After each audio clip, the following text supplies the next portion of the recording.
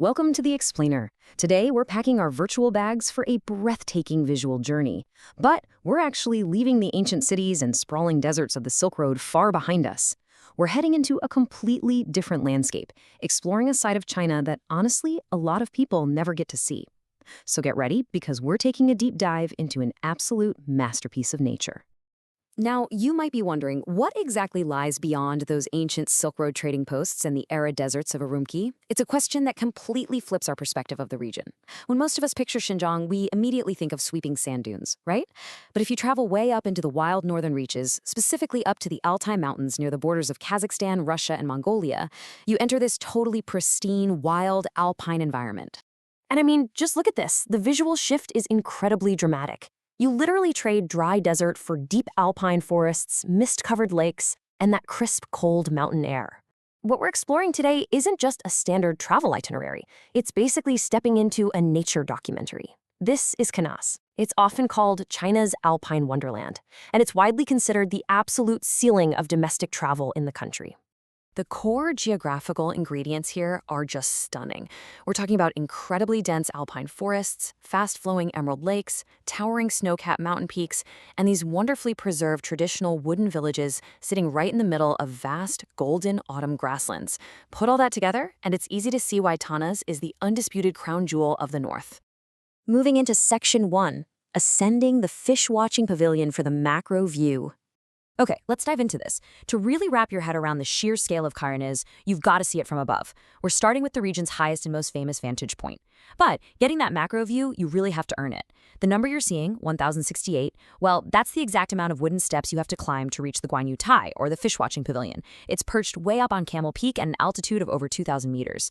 The air gets pretty thin and biting cold up there, but I promise you, the physical effort is entirely worth the payoff. And this right here perfectly illustrates why. This is your panoramic payoff. From the top of the pavilion, you get this incredible, sweeping, unobstructed view of Kanas Lake, just snaking through the valley like a giant emerald crescent, perfectly framed by those rugged, snow-capped mountains. When the sunlight catches the water, it literally sparkles like a giant green gem resting quietly in the wilderness. So let's look at what makes this lake so special geologically. It sits at an altitude of 1,374 meters and drops to a staggering maximum depth of over 188 meters. To put that into perspective, that makes it China's deepest marine lake, literally carved out by ancient glaciers during the Quaternary period. Oh, and here's a fun fact for you. The reason it's called the Fish Watching Pavilion is because the lake is actually famous for unconfirmed sightings of lake monsters. But locals believe these monsters are really just massive ancient redfish swimming way down in the deep water. Section 2. The Tuva People and Hemu Village. Now that we've taken in those grand, sweeping macro landscapes, let's zoom in and focus on the human element. Because these valleys aren't just empty wilderness, they're actually home to some of the most remote, culturally rich settlements in the entire country. In fact, this region is one of the only places on Earth you'll find the Tuva people. They're a rare, historically nomadic and hunting ethnic group with a total population of just a few thousand spread across 3 main villages: Kanas, Hemu, and Baihaba. They still ride horses through these valleys, herd cattle on the golden grasslands, and live in these beautiful, traditional wooden cabins, preserving a way of life that's just deeply connected to the forest. One of their primary settlements is Hemu Village, which is affectionately known as God's Back Garden. It's this stunning valley community surrounded entirely by glowing white birch trees. But get this, Hemu is globally significant for a totally different reason. The Altai mountain region is widely recognized as the historic birthplace of skiing. No way, right? Thousands of years ago, locals here actually invented the very first skis using animal skins, specifically horsehair, strapped to pieces of wood for winter hunting. Moving on to Section 3, hiking the 3 bays for the micro view.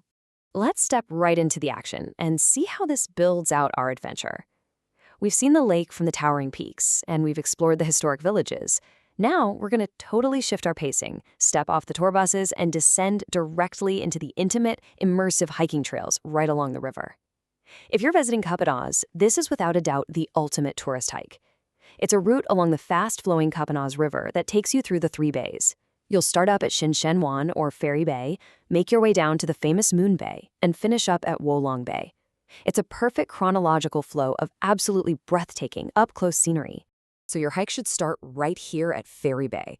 And ideally, you really want to be here right at the crack of dawn. Because of the unique, gently sloping river topography and the sharp drop in mountain temperatures overnight, this magical, thick mist forms and lingers right over the water's surface in the early morning. It genuinely looks like you've stepped into a fairyland. So the absolutely crucial point here is this. How you choose to experience these bays changes literally everything. Most tourists just take the scenic shuttle bus and jump off at the crowded upper viewing platforms for a quick selfie. But if you take the wooden boardwalks down by the water, you leave those crowds completely behind. You get empty trails, the peaceful sound of rushing water, and these stunning, mirror-like reflections that the folks up on the viewing platforms completely miss out on. If you're planning a trip, definitely keep these practical tips in mind. Use the shuttle buses for the long hauls between major transit hubs to save time, but absolutely walk the boardwalks along the Three Bays for peace and quiet. Make sure to start early to catch that mist at Fairy Bay, but, and this is important, dress in serious layers. September mornings here regularly drop below freezing. Oh, and keep your eyes peeled for local wildlife. The area is actually known for these really friendly, photogenic red foxes that sometimes stroll right up near the paths. As you continue your walk down from Fairy Bay, you'll arrive here at Moon Bay. And I have to say, this specific stretch of the hike is the absolute essence of Kanas in the fall. The river makes this sharp, incredibly elegant curve that looks exactly like a crescent moon. The water here is a shocking, vibrant blue-green, and if you look closely, you can even spot two small shoals in the water that the locals affectionately call the footprints of immortals.